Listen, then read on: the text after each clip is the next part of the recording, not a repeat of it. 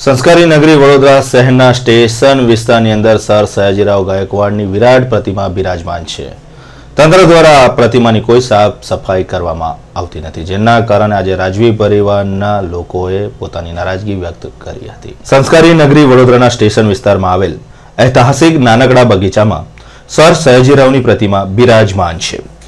150મી જન્મજયંતિ નિમિત્તે શહેરમાં રોજે રોજ વિવિધ કાર્યક્રમોનું આયોજન થઈ રહ્યું છે, જેના ભાગરૂપે આજે રેડિયો મિર્ચી દ્વારા સ્ટેશન વિસ્તારના હીરકબાગ ખાતે બેન્ડની મધુર સુરાવલીઓ સાથે મહારાજાની પ્રતિમાને પુષ્પગુચ્છ અર્પણ કરવામાં આવ્યા હતા। આ પ્રસંગે વડોદરા શહેરના મેયર, સ્થાયી સમિતિના ચેરમેન સહિત વિવિધ આગેવાનો ઉપસ્થિત રહ્યા હતા। શાસકીય અભિગમ રાખ્યા હતા એ વાતને ઉજાગર કરીને આવતી પેઢીને મહારાજા સયાજીરાવ ગાયકવાડ તરફથી આપણા વડોદરાનું જે મળેલું કોન્ટ્રીબ્યુશન છે એને યાદ કરીને ખૂબ સરસ કાર્યક્રમોનું આયોજન થયું અને આ બાળકોને અને આ બધા ઓર્ગેનાઇઝર્સને ખૂબ ખૂબ શુભકામના પાઠવું છું, અભિનંદન પાઠવું છું। સર સયાજીરાવ ગાયકવાડની 150મી જન્મ જયંતિ નિમિત્તે આજે મહારાજા સયાજીરાવ યુનિવર્સિટીની નામાંકિત સાયન્સ ફેકલ્ટી ખાતે આવેલી સર સયાજીરાવ ગાયકવાડની પ્રતિમાને પુષ્પાંજલિ અર્પણ કરવામાં આવી હતી। આ પ્રસંગે મહારાજા સયાજીરાવ યુનિવર્સિટીના chancellor Munalidevi Pawar, vice chancellor Shri Yogendrasinh, પ્રાધ્યાપકો, અગ્રણીઓ અને મહાનુભાવો ઉપસ્થિત રહ્યા હતા। ઉલ્લેખનીય છે કે 150મી જન્મજયંતિની ધામધૂમપૂર્વક ઉજવણી વડોદરા શહેરમાં ચાલી રહી છે, જેના સંદર્ભે વિવિધ કાર્યક્રમોનું આયોજન પણ કરવામાં આવ્યું છે। आज का दिन हम सबके लिए महाराज को याद करने का दिन है कि जिन्होंने एक दूरदर्शी नेतृत्व दिया बड़ौदा को और राज्य कैसे किया जाए इसकी एक विचारधारा रखी। उनको हम याद करते हैं, उनके कामों को याद करते हैं और उम्मीद करते हैं कि जो हमारी नई जनरेशन्स है उनके लिए उनसे प्रेरणा लेगी और समाज के लिए, देश के लिए, गुजरात के लिए अच्छा करेगी। પાણીગેટ પોલીસ સ્ટેશન અને તેના આજુબાજુ વિસ્તારની અંદર છેલ્લા ઘણા સમયથી દારૂની હાટડીઓ ચાલી રહી છે। દારૂનો વેપલો કરનારા બુટલેગરો બિલાડીની ટોપની જેમ ફૂટી નીકળ્યા છે। એવું નથી કે પોલીસ ચૂપ છે, પોલીસ પણ એક્શનમાં આવી છે અને આવા બુટલેગરોને ઝડપીને જેલના સળિયાની પાછળ ધકેલી રહી છે। પાણીગેટ પોલીસ મથકની હદમાં છેલ્લા કેટલાક સમયથી વિવિધ વિસ્તારોમાં દારૂની હાટડીઓ ધમધમી રહી છે। કહેવાય છે કે પોલીસ તંત્ર નાના બુટલેગરોને પકડે છે અને મોટા બુટલેગરોને આરામથી ધંધો કરતા હોવાનું કહેવાય છે। બાવચાવાડના સ્લમ ક્વાર્ટર્સમાં રહેતા રાજેશ ઉર્ફે બબલુ કહારના ઘરેથી પોલીસે છાપો મારતા 11 બોટલ વિદેશી શરાબ મળી આવ્યો હતો। પોલીસે મુદ્દામાલ કબજે કરીને વધુ તપાસ હાથ ધરી છે।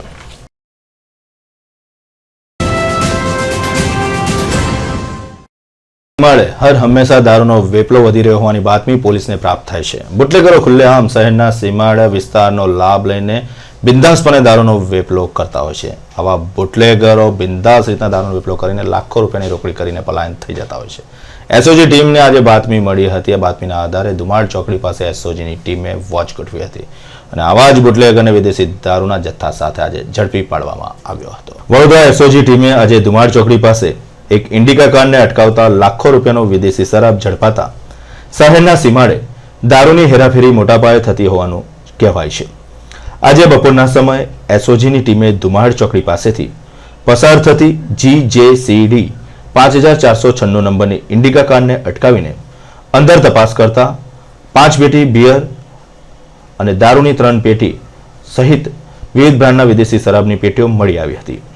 પોલીસે કાર ચાલક તેમજ કારને કબજે લઈને લાખો રૂપિયાનો મુદ્દામાલ સાથે પ્રતાપગંજ પોલીસ ચોકી ખાતે લાવવામાં આવ્યા હતા, જ્યાં પોલીસ તંત્રના અધિકારીઓ વિદેશી શરાબ ક્યાંથી આવ્યો અને કોને સપ્લાય કરવાનો હતો તેની વિગતો મેળવવાનો પ્રયત્ન હાથ ધરી રહ્યા હતા।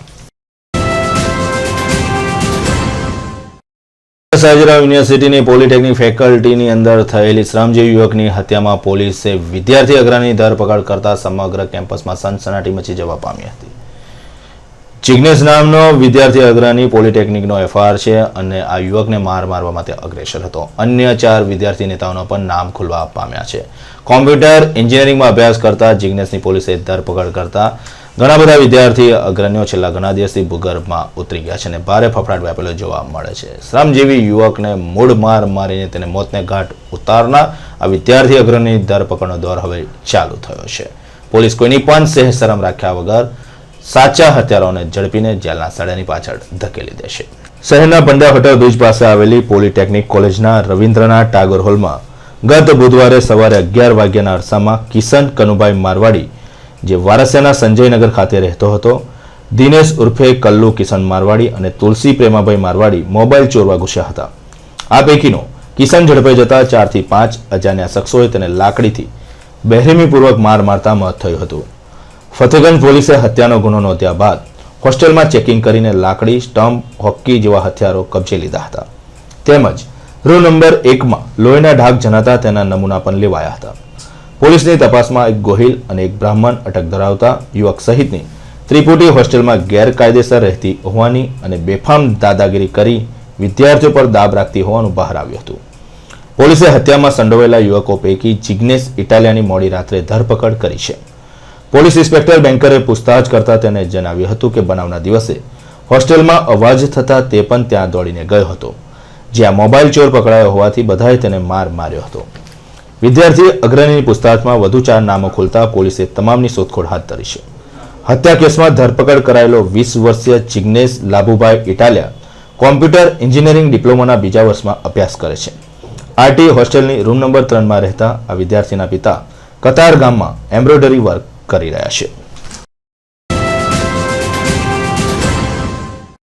આજે સયાજીરાવ ડાયમંડ જ્યુબિલી દિવસ નિમિત્તે ડોનસ પ્લાઝા પરિસરની અંદર મહારાજા પ્રતાપસિંહ રાવ નામકરણ કરવામાં આવ્યું હતું. આ પ્રસંગે મહારાજા સયાજીરાવ યુનિવર્સિટીના chancellor Monalidevi Pawar, vice chancellor doctor Yogendrasinh, Shrimant Ranjitsinh Gaekwad, શુભાંગની રાજે ગાયકવાડ તથા પ્રાધ્યાપકો, મહાનુભાવો, અગ્રણીઓ મોટી સંખ્યામાં ઉપસ્થિત રહ્યા હતા. આજે સયાજીરાવ ડાયમંડ જ્યુબિલી દિવસ નિમિત્તે ડોનસ પ્લાઝા પરિસરનું મહારાજા પ્રતાપસિંહ રાવનું નામકરણ કરવામાં આવ્યું હતું.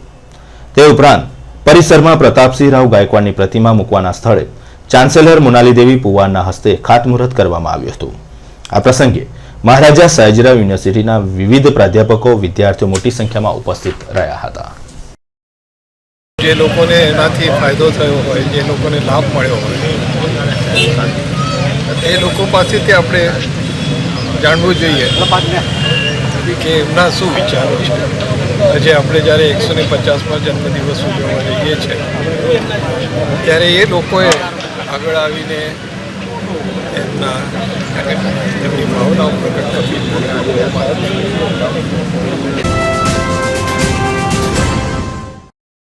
છાણી વિસ્તારમાં રહેતા ઉકારામ પારુમલની દીકરીના લગ્ન મંજુસર ખાતે થયા હતા. સાસરિયામાં માનસિક ત્રાસ અને મારઝૂડ થતા આ દીકરીએ આત્મહત્યા કરી લેતા સમગ્ર મંજુસર વિસ્તારની અંદર સનસનાટી મચી જવા પામી હતી. ભાદોરા પોલીસ મથકે આ સંદર્ભે ફરિયાદ નોંધાતા પોલીસ પણ એક્શનમાં આવી છે. છાણી વિસ્તારમાં રહેતા ઉકારામ પારુમલની દીકરીનું લગ્ન મંજુસર ખાતે રહેતા મનીષ ગણેશ શાહ સાથે થયા હતા. લગ્ન બાદ સાસરિયાના મહેનાટોણા શરૂ થયા હતા. સાસરીઓના ત્રાસથી અને ધાક ધમકીથી કંટાળેલી મિતાએ આત્મહત્યા કરી લેતા ચકચાર મચી જવા પામી છે. ભાદરવા પોલીસે ગુનો નોંધીને વધુ તપાસ હાથ ધરી છે.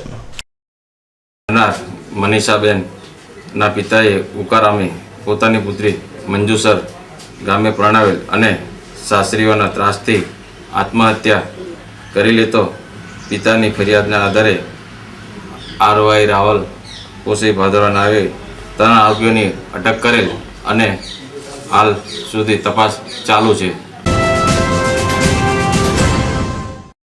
વડોદરાની મધ્યસ્થ જેલમાંથી વધુ એક મોબાઈલ મળી આવતા ભારે ચકચાર મચી જવા પામી હતી. રાવપુરા પોલીસ સ્ટેશને આ સંદર્ભે ફરિયાદ નોંધવા પામી છે.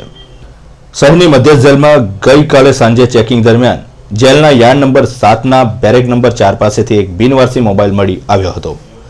જેલ સત્તાધીશોએ મોબાઈલ અને યુનિનોર કંપનીનું સિમ કાર્ડ કબજે લીધું હતું. જોકે જાણવા મળ્યા મુજબ જેલમાં જામર લાગેલો હોવાથી ફોન દ્વારા કોઈ સાથે વાત કરવામાં આવતી નહોતી. જેલ સત્તાધીશોએ ₹300ની કિંમતનો મોબાઈલ અને સિમ કાર્ડ કબજે કરીને વધુ તપાસ હાથ ધરી છે. બનાવ અંગે રાવપુરા પોલીસે ગુનો નોંધીને કાયદેસરની કાર્યવાહી હાથ ધરી છે. રાત્રે સાવલી તાલુકામાં હવે તસ્કર ટોળકી મંદિર અને મકાનોની મુલાકાત લઈ રહી છે. બિંદાસ ચોરી કરીને તસ્કર ટોળકી વિસ્તારમાંથી પલાયન થઈ રહી છે. ચોરીના 2 બનાવોમાં ભાદરવા પોલીસ સ્ટેશન અને ડેસર પોલીસ મથકે ફરિયાદ નોંધાવા પામી છે. સાવલી તાલુકાના પોઈચા ગામે રહેતા અને રિક્ષા ચલાવીને ગુજરાન ચલાવતા દિલીપસિંહ રાવલજી પોતાના પરિવાર સાથે બહાર ગામ ગયા હતા. ત્યારે તસ્કરો તેમના ઘરમાં તાટકીને તિજોરીમાંથી રોકડ રૂપિયા 15,000 તેમજ દાગીના મળીને કુલ 46,200ની માલમત્તા ચોરીને ફરાર થઈ ગયા હતા. બનાવ અંગે ભાદરવા પોલીસે ગુનો નોંધીને વધુ તપાસ હાથ ધરી છે. બીજા બનાવમાં પ્રતાપપુરા ગામે આવેલા વાઘેશ્વરી માતાના પ્રસિદ્ધ મંદિરે ત્રાટકેલા તસ્કરોએ માતાજીના મુકંટ, લોખંડનો ગંડ, છત્ર સહિત દાનપેટીની રોકડ મળીને કુલ 41,000ની માલમત્તાની ચોરી કરીને ફરાર થઈ ગયા હતા. બનાવ અંગે પોલીસ સ્ટેશને ફરિયાદ નોંધાવવા પામી છે.